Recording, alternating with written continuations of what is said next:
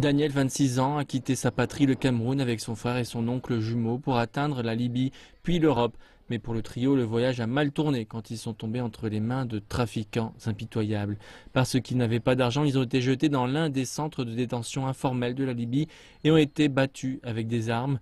Daniel a ensuite été ramené au Niger voisin où il a été lié par un travail forcé par ses ravisseurs libyens alors que sa famille restait en otage à travers la frontière.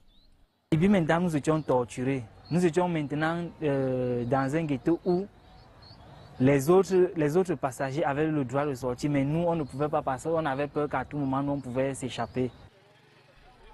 Le voyage affligeant de Daniel l'a conduit dans la ville d'Agadez, au Niger. Autrefois un hub réputé pour le commerce de l'or et du sel, la ville est maintenant un centre notoire où les armes, les drogues et même les personnes sont vendues. L'Organisation internationale pour l'immigration a déclaré qu'elle avait sauvé 1000 migrants depuis avril dans le désert nord du Niger, d'où plus de 600 000 personnes se sont lancées sur des embarcations fragiles pour l'Europe au cours des 4 dernières années. En 2016, quelques 330 000 personnes ont traversé la Libye depuis le Niger, principalement par Agadez, selon le HCR. Ceux qui se disent fournisseurs de services de migration à Agadez affirment également que leur entreprise de transport de personnes attire désormais davantage de trafiquants qui transportent également des drogues et des armes. On ne connaît aucun travail si ce n'est pas ce travail. Vous voyez? Donc on a perdu un travail, on a perdu comment dire, notre vie parce que c'est notre vie. C'est avec ça nous on mange, on fait tout.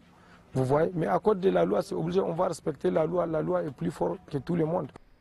Environ 30% de ceux qui suivent des itinéraires de migration au Niger pourraient bénéficier d'un statut de protection internationale une fois qu'ils atteignent l'Europe, ce qui les inciterait à effectuer le dangereux voyage selon le HCR.